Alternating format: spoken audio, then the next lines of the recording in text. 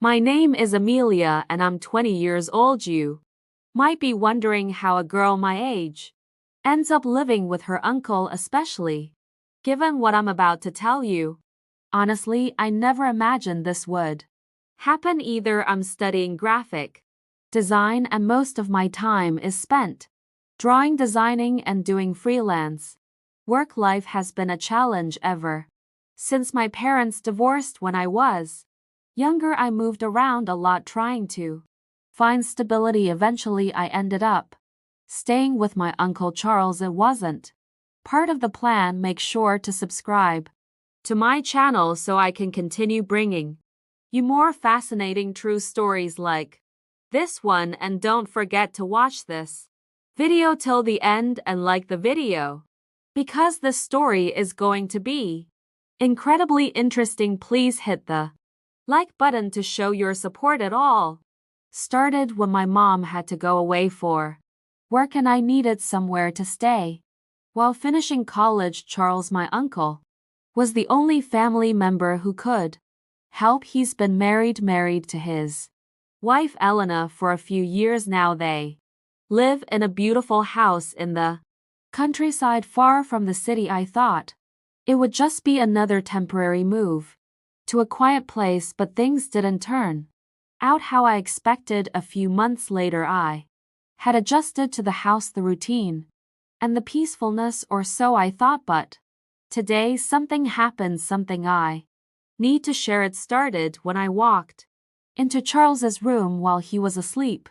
But before I explain, don't forget to subscribe to the channel so you can stay updated with the rest of this story. Let me tell you a little about Charles. He's not like most uncles to me. He's always been more of a mentor than a family member. Growing up, he taught me how to ride a bike, fix things around the house, and even bought me my first car when I turned 18. So when my mom needed someone to take me in, Charles was the obvious choice. He's thoughtful, patient, and very kind. But it wasn't just him. I was moving in with his wife. Elena had been in the picture for a while. They married 2 years ago, and at first I wasn't too sure about her. She's older than Charles, and something about her made me feel like an outsider in their home. Initially, I stayed in the guest room at the far end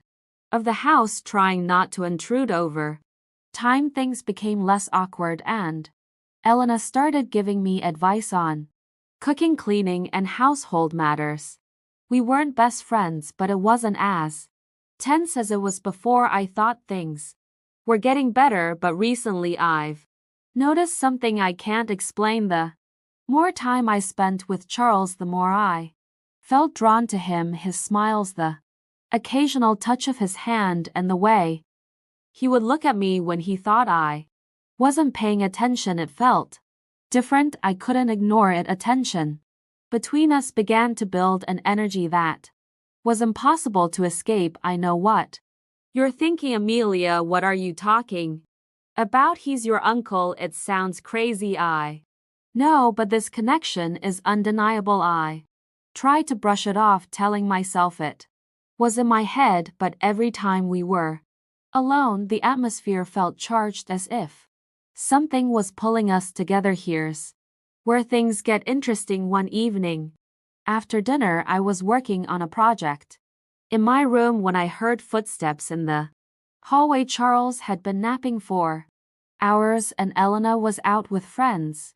We were alone. I didn't think much of it at first, but then I heard the door to his bedroom creak open. I froze for a second, unsure whether to leave him to rest or go inside, but something pulled me toward him. Quietly, I opened the door, trying not to disturb him. He was lying on his back, one arm behind his head, looking peaceful as he slept. The light from the window cast soft shadows over his face, making him look almost untouchable. I stood there for a moment, my heart racing. I could feel my face flush, my pulse quicken. I'd never felt this way before. Maybe I just wanted to look at him, or maybe it was something More I didn't know my thoughts were interrupted when I accidentally knocked over a vase near his bed. The sound made Charles stir. His eyes opened, and for a brief moment we locked gazes. There was confusion in his eyes, but something else too, something I couldn't quite name. He blinked a few times, trying to focus on me, then let out a groggy laugh. Amelia, what are you doing here? He asked, his voice thick with sleep. My heart was racing as I struggled to find the right words. I didn't want to look like I was snooping, but I didn't know how to explain myself. My mouth went dry. I didn't mean to wake you, I stammered. Feeling embarrassed, Charles sat up slowly. Rubbing his eyes, he smiled at me, the same kind, patient smile he always gave. But today there was something different in his eyes, something that made my heart race. He studied me for a moment before speaking again. It's okay, he said gently. You know you can always talk to me, Amelia. I'm here for you. I nodded, but my mind was spinning. I didn't know how to deal with this strange feeling. The room felt heavy, and I could feel my breath coming faster. I just wanted to talk, I whispered. Charles's smile faded just a little, and I thought I saw a brief hesitation in his eyes before it vanished. He patted the bed next to him. Come here, then you can always talk to me, he said warmly. I stood there for a moment, unsure, but something inside me pushed me forward. Without thinking, I sat next to him. The tension between us was thick, heavier than ever. I could feel the heat of his body next to mine, his cologne filling the air. We were so close that I could hear his breathing and feel the rise and fall of his chest. With each breath, my heart raced again. And slowly, almost in slow motion, I looked up at him. Our faces were so close that I could feel his warmth. His gaze was soft, unsure, but there was something else, a spark that made my skin tingle. Amelia, are you okay? Charles asked gently. Before I could answer, I leaned in closer to him. My pulse was racing and my breath caught in my chest. I couldn't explain it, but everything felt so intense, as though the air itself was charged. Charles didn't pull away. His eyes held mine with quiet intensity. He didn't speak, but his breath quickened, mirroring mine. The room felt warmer. The silence between us deepened with unspoken words. My mind was in a whirlwind. Everything had led to this moment. I couldn't stop myself. Slowly I leaned, and my lips trembling as they brushed against his. At first it was uncertain, tentative, but then as his lips met mine, soft and gentle, I couldn't stop myself. My mind screamed for me to stop, but my body refused. I needed this. I wanted this. Charles's hand cued my cheek, urging me closer. His other hand rested beside us, grazing my skin. I could feel the heat of his touch. The kiss deepened, and soon it was hard to tell where his lips ended and mine began. The rest of the world disappeared. It was just the two of us caught in this undeniable connection. My mind raced with confusion, guilt, but also with a strange sense of rightness. What were we doing? Why did it feel so necessary? There were no words to explain and no logic behind it. He pulled away for just a moment, his forehead resting against mine. Our breathing was heavy, each breath shaky and slow. I could feel his pulse against my skin, matching the rapid beat of my own heart. Amelia, his voice was soft, strained with something deeper. We shouldn't, but I wasn't sure. I agreed. Something inside me refused to acknowledge any reason to stop. Slowly I reached for his hand, intertwining my fingers with his. He didn't pull away. His fingers curled around mine, holding onto me just as tightly as I was holding onto him. Our eyes met, and for a long moment we didn't speak. The weight of everything hung between us. Could we? My hand instinctively moved to the back of his neck, pulling him closer. I kissed him again. This time there was no hesitation. No fear, just the overwhelming need to stay close to him, to feel his presence. Charles's hand slid down my back, drawing me closer. The contact of our bodies made everything feel incredibly intense. I didn't know where this was heading, but I didn't care. I wanted to stay in this moment where only the two of us existed. My heart pounded in my chest as his lips moved to my neck, pressing soft kisses against my skin. I could feel his breath against my ear, sending a shiver down my spine. It was unlike anything I had ever felt before, intimate, consuming, and deeply wrong, yet thrilling in a way I couldn't explain. You're sure about this? He murmured against my skin, his voice thick with desire. I don't want to hurt you. I closed my eyes, trying to find my voice. Everything inside me screamed to stop, to pull away, but I couldn't. The longing was too strong, the need too powerful. I didn't want to think anymore, didn't want to question anything. I just wanted to be with him. I'm sure, I whispered, my hands moving over his chest, feeling the warmth of his skin beneath my fingertips. I want this, Charles, I want you. His lips found mine again, and this time the kiss was deeper, more urgent. There was no turning back now. The world outside of this room didn't matter. There was only the way he made me feel, desired, needed, and alive in a way I had never experienced before. The room seemed to close in around us, the light dimming as the intensity of our connection grew.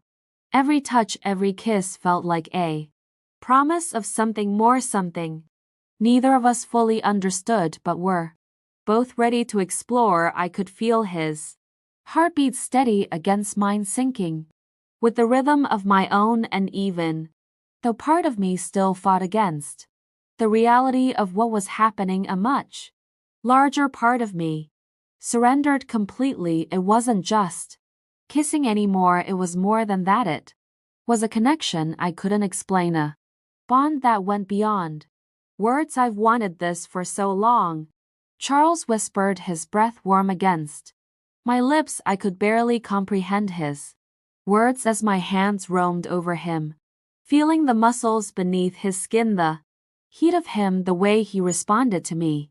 But there was no turning back now. There was only the pull between us, drawing us closer in a way neither of us had expected. Time seemed to stand still as we lost ourselves in each other, in the quiet rhythm of our kisses, the warmth of our touches, and for the first time, everything felt right in the stillness of the room. We were no longer just uncle and niece, we were two people bound by something deeper, something more intense than anything I had ever known. The air between Charles and me hung thick with tension, neither of us moving, neither of us speaking. The silence was suddenly shattered by the sound of the front door opening downstairs. We froze. My heart raced, and I quickly pulled away from Charles, panic flooding my chest. What had we just done? What was happening between us? The guilt washed over me, but it was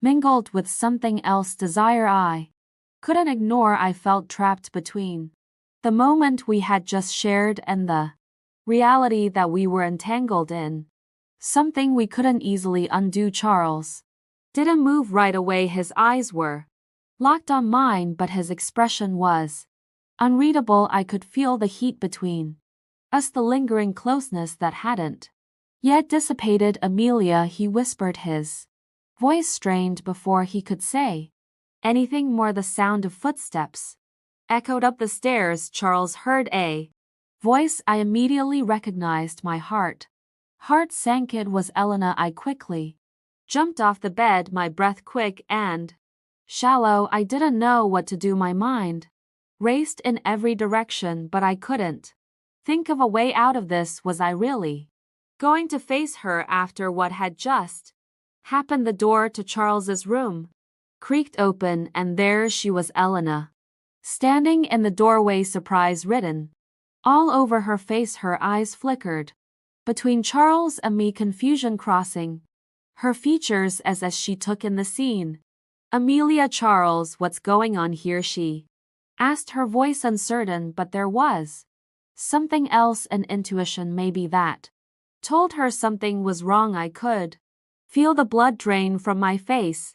Elena's presence was like a bucket of cold water, and in that moment everything felt wrong. There was no way to explain this, no way to justify what had just happened between Charles and me. My throat tightened as I struggled to find the words. I stammered, unsure of what to say. Charles, now sitting on the bed, looked just as lost. His hand rubbed the back of his neck, clearly embarrassed, unsure how to explain it. Elena's gaze moved from him to me, and there was an unspoken understanding between us. It was as if in that single moment everything shifted. Elena knew something had happened, something that shouldn't have, but her reaction wasn't what I expected. Instead of anger or disappointment, there was only a deep, unsettling sadness in her eyes. She stepped into the room, closing the door behind her. Her presence was commanding, and the room fell into an odd, tense silence, like the calm before a storm. "Amelia, you need to understand something," Elena said gently, her voice softer than I anticipated. "There's more to this than you realize, more than either of you understand." I looked at her, confusion flooding my mind. What did she mean? What more was there? The silence lingered even after Elena left. Her words hung in the air, leaving a mark on both of us. Despite all the confusion, her calm understanding and offer of guidance gave me something unexpected: hope.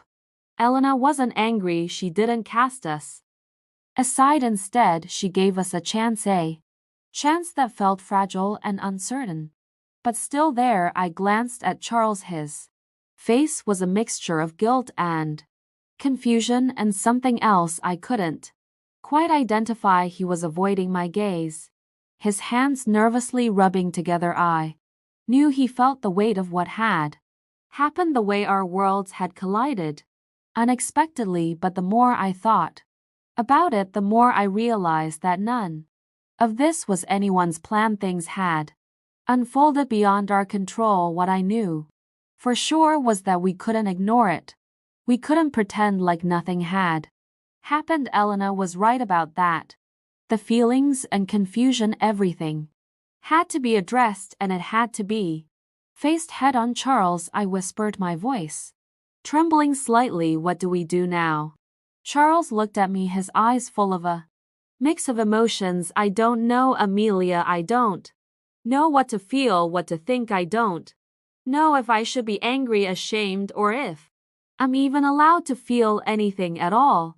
His voice cracked, revealing the internal struggle in his words. He was torn between the deep connection we had shared and his loyalty to Elena, his wife. The situation couldn't be solved in one conversation. It wasn't that simple. I took a deep breath and walked toward him, closing the distance between us. I wanted to reach out to him, to comfort him, but I wasn't sure if that was the right thing to do. I didn't know what was right anymore. "I don't think we'll figure everything out right now," I said softly, "but I think we need to talk, to be honest with each other. This is too complicated to ignore." Charles nodded slowly, his expression serious but not angry. "Yeah, I know. I don't know where to start." I took his hand, the touch both comforting and charged with unspoken emotion.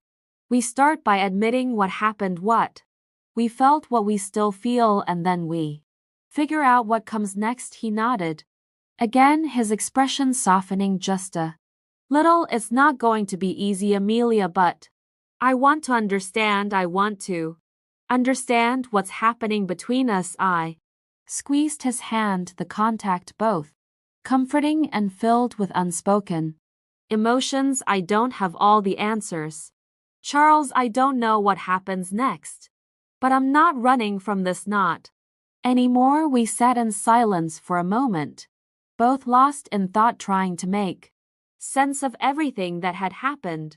There was no clear way forward, no easy answers, the emotions, the confusion. It was all so overwhelming, but what Elena had offered us was a lifeline, the space to face everything together, to confront the mess we had found ourselves in. I looked at Charles again, and for the first time I felt that no matter what happened next, we would face it with honesty. There was